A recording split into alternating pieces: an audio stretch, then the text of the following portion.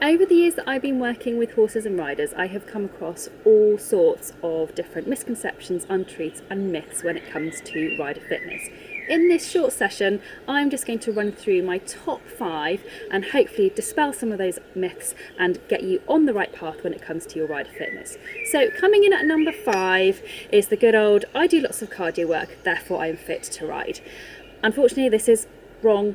Cardio fitness is of course really important, particularly if you are jumping, particularly with cross country, but unfortunately riding is a skill-based sport, therefore we need to be practicing and developing our skill away from the saddle. The more skilled we are before we get on the horse, the better we're going to be able to ride our horse and the better the performance we will get from our horse. Cardio fitness is not enough on its own.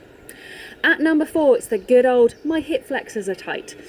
I'm sure most of you have been told this or you've heard this before. People talk about it a lot when it comes to riding. Our hip flexors are really important because they're crucial for our stability in the seat, but they very, very rarely get tight. The same goes for pretty much every other muscle group in our body.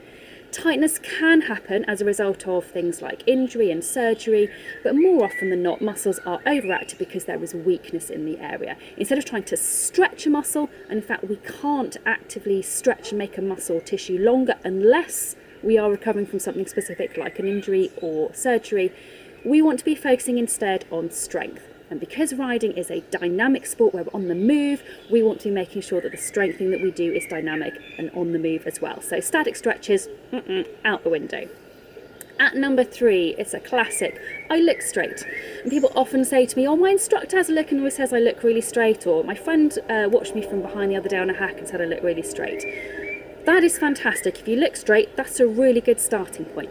But we know that 80% of riders collapse to the left without even knowing it. This means their pelvis is going to the right and their shoulders collapsing down to the left without being aware of it. Even high-level experienced dressage riders will load their seat bones unevenly without being aware. So just because you look straight, it doesn't mean that your seat bone pressure is equal. It doesn't mean that your legs are functioning equally and in strength and in terms of applying the leg aids. And it certainly doesn't mean that your contact is equal and light and soft through both hands. So looking good is not enough.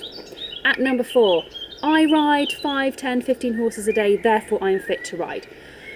Wrong. On a basic term, yes, of course you are fit. You're riding lots a day, so you have a degree of riding fitness. But it's, again, not good enough when we think about what I've just talked about in number 3 and looking straight. If you don't sit straight, if you do not use both sides of your body equally as you ride, just because you're riding 10, 15 horses a day doesn't mean that's going to get any better. In fact, it's probably worse because you are reinforcing those unhelpful movement patterns. So actually, sometimes riding fewer horses a day, but making sure you are riding really, really well and using your body in a much more symmetric, equal pattern is going to be way better for you and your horses than riding 15 horses a day and riding them in an asymmetric fashion all the time. And coming in, my favourite one of all, and I'm probably guilty of it myself, I've been riding all my life, therefore I am absolutely fine.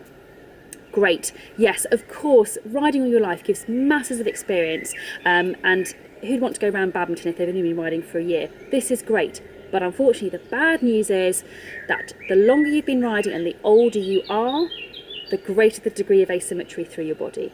This might come as a surprise to you. The reason for this, though, actually makes sense when you think about it.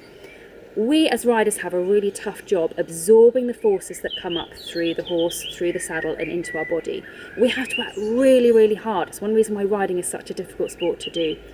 But our bodies, in working hard, will cheat and find ways of compensating in order to do that. And those activities will make us more asymmetric as we get older. So just because you've ridden all your life does not mean that you are really good in terms of your riding fitness. Actually, you need to work harder the older you get to make sure that you are maintaining symmetry through your body and being able to use your body to the best of its ability to get that great performance out of your horse as well.